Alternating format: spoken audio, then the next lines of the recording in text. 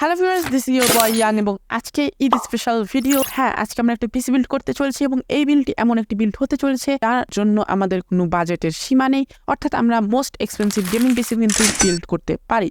So অবশ্যই পুরো video না টেনে দেখার চেষ্টা করবেন অ্যান্ড হাতের কাছে জানিয়েছে তা নিয়ে কিন্তু বসে পড়ুন।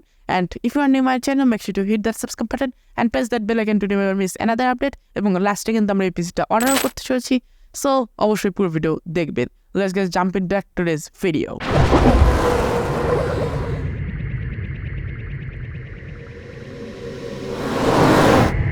So welcome back to PC skin. এখন আমি আসলে অর্ডার দেওয়ার জন্য কোটেশন তৈরি করতে হবে। কোটেশন তৈরি করি। সো সবার প্রথমে আমরা যেহেতু অনলাইন থেকে অর্ডার দেবো, সেই ক্ষেত্রে আমরা স্টার্ট থেকে চলে যাই। স্টার্ট টেক পাতে অন্য যেখানে সেখানেই যেতে পারতাম, বাট স্টার্ট থেকেই যাই কারণ ওদের কাছে দামি দামি কম্পোনেন্টগুলো থাকে। সো সবার প্রথমে সিপিইউ হিসেবে আমরা চুজ করি, দেখি কোনটা সবচেয়ে দামি। Ryzen 9 X7 এটা সবচেয়ে দামি না, বাট এটা হচ্ছে মোটামুটি সিরিজের মধ্যে দামি আছে। সবচেয়ে দামি হচ্ছে থ্রেড রিপার, একটা প্রসেসরের দামি 6 লাখ টাকা, আর এটাও কিন্তু কম না, 80,000 টাকা। It's so expensive.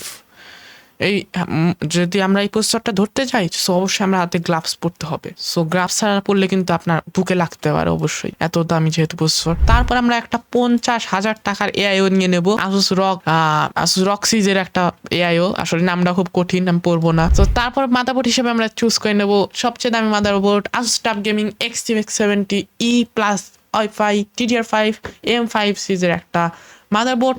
অবশ্যই এই সিরিজে তো আপনাকে AM4 দেবে না, অবশ্যই AM5 হবে, এটা অ্যাজ এক্সপেক্টেড ছিল।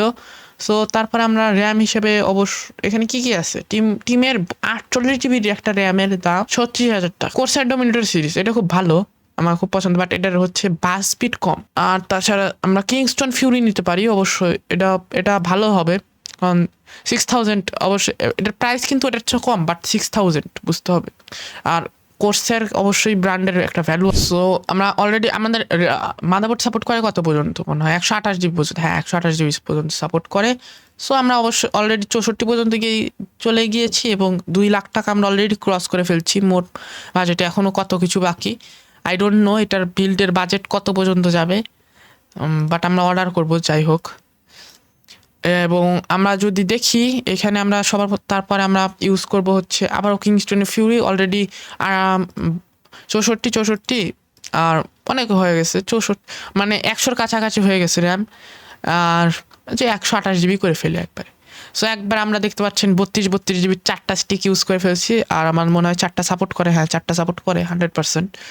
সো 128GB আমাদের একবার ফুল অন টাইট, এবার শেষ। তারপরে আমরা আসলে স্টোরেজ হিসেবে চুজ করব একটা এনভিএম, অবশ্যই এনভিএম চুজ করবো আমি, কারণ এইচডিডি এগুলো মানে এক্সটার্নাল না ইন্টারনালি, বাট এগুলো হচ্ছে অনেক, 18TB পর্যন্ত। দেখি আমাদের যদি বাজেট থাকে, সো আমরা লাস্টে একটা এটা ইউজ করার চেষ্টা করব। এটার প্রাইস কত, 75,000 টাকা। 75,000 টাকা দিয়ে আমাদের একটা অবশ্যই বিল্ডই আছে, আপনার পুরো পিসি বিল্ড করতে পারবেন, আপনার একটা এসএসডি কিনতে হবে না, আই বাটনে পেয়ে যাবেন। সো তারপরে আমরা যদি যাই 25,000 টাকা দিয়ে এটা ইউজ করি, এটার রিড রেট স্পিড অনেক বেশি, মনে হয় 9-10 হাজারের উপরে হবে। এনভিএমি একটা ইউজ করছি, তো এটা কয় জিবি, এটা 1TB। যাই হোক, একটা এক্সটার্নাল ইউজ করতে হবে, মনে হয় এক্সটার্নাল কত জিবি ইউজ করা যায় বা এটা টিভিতে ইউজ করা যায়। দেখি প্রাইস দেখতে হবে। 5,000 টাকা তো একটা গ্রাফিক্স কার্ড পাওয়া যায়, এটা কোন গ্রাফিক্স কার্ড, কত জিবি র্যাম পাওয়া যেতেই পারে, তো অবশ্যই হাই চুজ করব। Asus tough gaming GeForce RTX, এটা সবচেয়ে পাওয়ারফুল আমি জানি। MSI GeForce, এটা দেখতে অনেক সুন্দর, বাট পাওয়ারফুলের মামলা অবশ্যই আসুস এগিয়ে থাকবে। 157 ওয়াট পাওয়ার কনজিউম করবে, সো আমাদের পাওয়ার সাপ্লাই ওই লেভেলের দিতে হবে। So power supply high. Asus ROG সিরিজের 1600 ওয়াট, 89,000 টাকা এটার প্রাইস। থর সিরিজের একটা হচ্ছে, এটার আরেকটা পাওয়া যায়, এটা হচ্ছে 1200 ওয়াটের। 1200 ওয়াট দিলে আমাদের চলবে, বাট আমাদের বাজেটের সমস্যা নেই, আমরা একবার ডবল প্রাইস দেবো, কোনো সমস্যা নেই। আমরা 90,000 টাকা দিয়ে এটা চুজ করে ফেললাম, আসুস রক সিরিজের থর, এবং এটা মানে 1600 ওয়াট। এবং আমরা যদি কেসিং দেখি, এখন কেসিং হচ্ছে এমন একটা পার্ট যেখানে আমরা প্রাইস দিয়ে আমরা অবশ্যই বিচার করতে পারবো না। কেসিং অনেক কম দামিগুলো অনেক সুন্দর হতে পারে, অনেক দামিগুলো খারাপ হতে পারে। যদি আমি আপনাদের কিছু এক্সাম্পল দিই, সো এই দেখেন একটা কেসিং, এটা দেখে কিন্তু একবারে সিম্পল মনে হচ্ছে, বাট প্রাইস 36,300 টাকা। সো আমরা অবশ্যই এখানে প্রাইস দিয়ে খেলা যাবে না, আমাদের ব্রেন দিয়ে খেলতে হবে বা সৌন্দর্য সেন্স দিয়ে খেলতে হবে। সো আমরা এখানে এনজেক্সি এই কেসিংটা খুব ভালো লাগছে, এইটাই দিয়ে দিই। সো গিগাবাইটের এখানে একটা আছে, but Samsung this is best curve. So এইখানে আমরা কুলার হিসেবে ইউজ করছি লিয়ান্ডির একটা কেসিং। এটা কিন্তু হচ্ছে এআইও না, এআই হচ্ছে যেটা হচ্ছে পিসির প্রসেসর ঠান্ডা করে, আর যেটা পিসি ঠান্ডা করে মানে কেসিং ঠান্ডা করে সেটা হচ্ছে এই ফ্যান। এখন আসলে আমাদের পার্টটা চলে এসেছে চেক আউট করে দেওয়ার। সো আমরা চেক আউট করবো পিসিটা, এটা একটু কাট করে দেই। এটা অলরেডি চলে আসছে। মোট এই যে প্রাইস চলে এসেছে 12 লাখ। কুপন টুপন কিছু নাই, অর্ডারটা কনফার্ম করে দিই।